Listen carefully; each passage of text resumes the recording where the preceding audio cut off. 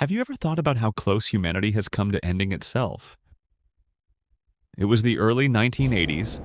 The world split between two superpowers, each sitting on enough nuclear weapons to erase life many times over. Every button, every radar, every blinking light meant the difference between peace and extinction. And deep inside a Soviet bunker, one man was watching. His name was Stanislav Petrov.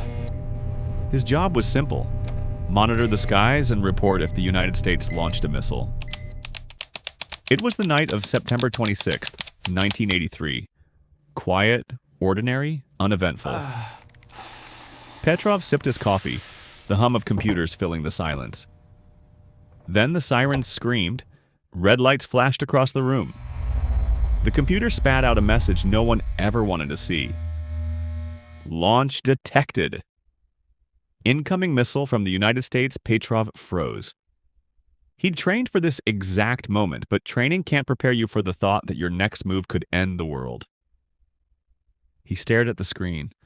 One missile, then two, then five. The system insisted it was real. It's real. Protocol demanded he pick up the phone and report an American attack.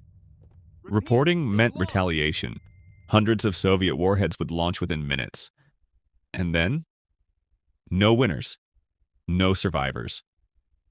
But something felt wrong. Petrov's instincts whispered, this doesn't add up. Why would the U.S. fire only 5 missiles? If they truly wanted war, there would be hundreds, thousands. He hesitated. Every officer around him waited for his decision. One word, and mushroom clouds would follow. He closed his eyes for a moment, listening to the chaos. And then, he did nothing. He refused to report it. He told command it was a false alarm. Minutes crawled by like hours. Every second felt like a lifetime. If he was wrong, Soviet cities would soon vanish. If he was right, he'd just save the planet. Then the confirmation came. No missiles, no explosions, no attack. It had all been a glitch. Sunlight reflecting off high-altitude clouds had fooled the satellite sensors. A simple reflection mistaken for the start of World War III. If Petrov had followed orders, the Soviet Union would have retaliated. The United States would have answered back. And billions of people could have died. All because of one computer error. But because one man trusted his gut, the world kept turning. Petrov never saw himself as a hero. In fact, his superiors scolded him for not following procedure.